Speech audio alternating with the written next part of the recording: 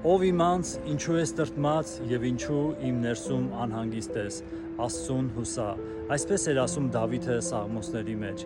Այսօր այս հարցը տուր քեզ, ով իմանց ինչու ես այդպես տրտմած, ինչու ես անհանգիստ, ինչքան ժամանակ այդպես պիտի լինես տրտմած ու անհանգիստ, Աստծուն հուսա։ Գիտեք որն է ճանապարհը սիրելիներ, գիտեք որն է ելքը, ոչ թե ամեն օր մտածելով մեր խնդիրների մասին, ոչ թե ամեն անգամ նայելով մեր խնդիրներին եւ մեր սրտերի մեջ բերելով տրտմություն, այլ ելքը, ճանապարհը միայն Տեր Հիսուսն է։ Ճանապարհը միայն Աստծուն հուսալն է։ Դավիթը ասում էր, որ ով իմանց ինչու ես տրտմած, Աստծուն հուսա,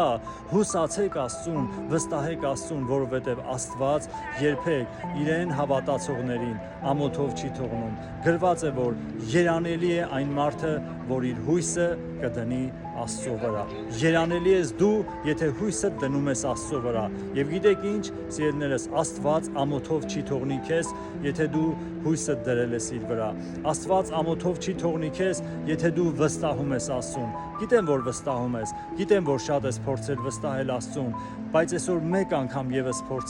փորձիր քո բոլոր իրավիճակների մեջ հենվել Աստծո վրա, ուղղակի խնդրելով Տիրոջ զորությունը, խնդրելով Աստծո իմաստությունը եւ խնդրելով նրա ներկայությունը քո կյանքի մեջ։ Տերը օրհնի քեզ, սիրելի ընկերս, սիրելի բարեկամս, եղիր օրհնված, Աստծուն հուսա եւ քո բոլոր տրտմությունները, քո բոլոր անհանգստությունները տուր Աստծուն, որովհետեւ միակ ճանապարհը Աստծուն վստահելով է։ Թող Աստված իր երեսը փայլեցնի քեզ վրա եւ Տերը օրհնի եւ Տերը զորացնի քեզ։ Մի նայիր հպարտներին, մի նայիր այն մարդկանց, որոնք գնում են իրենց ճանապարհները կամ